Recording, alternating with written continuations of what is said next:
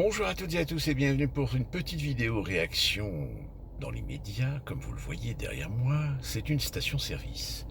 Je viens d'aller faire mon petit complément. Pourquoi? Tout simplement parce que, nous l'avons appris, l'Iran a décidé de faire un blocus sur le détroit d'Ormuz. Pas de surprise, on s'y attendait. Sauf que 25% du pétrole mondial circule sur ce détroit. Et je peux vous dire que je suis peut-être un des premiers à réagir, parce que là, hier, le gallon sur le régular était à 2,83, 2,83, 2,84, 2,85, ça dépend des stations. Là, il est à 2,99. Et il y a des chances que demain, il dépasse et soit à 3,5, 3,10.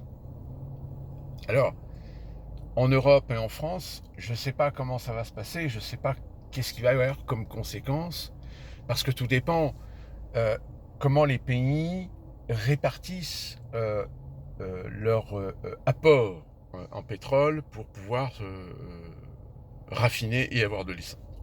Nous, aux États-Unis, on a encore quelque chose qui amortit parce que depuis plus de 20 ans, les États-Unis se sont lancés dans une politique d'essayer d'avoir une certaine indépendance énergétique, d'où la raison pour laquelle il y a 20 ans, il y a eu cette frénésie sur le schiste. Mais on a, je crois, encore 15 ou 20% de notre essence, notre pétrole qui est aujourd'hui importé. Ce qui n'est pas le cas en Europe. Ah oui, parce que si aux États-Unis on a encore des ressources pétrolières faibles, si jamais il y a une véritable crise, donc forcément il y aura des impacts un peu partout, parce que c'est pas seulement l'essence qui va augmenter. L'essence, il va augmenter pour tout le monde. Donc ça va aussi augmenter pour les transporteurs. Or, aux États-Unis, il faut savoir que énormément de marchandises sont transportées par camion. Donc si les camions se retrouvent à devoir payer plus cher leur diesel,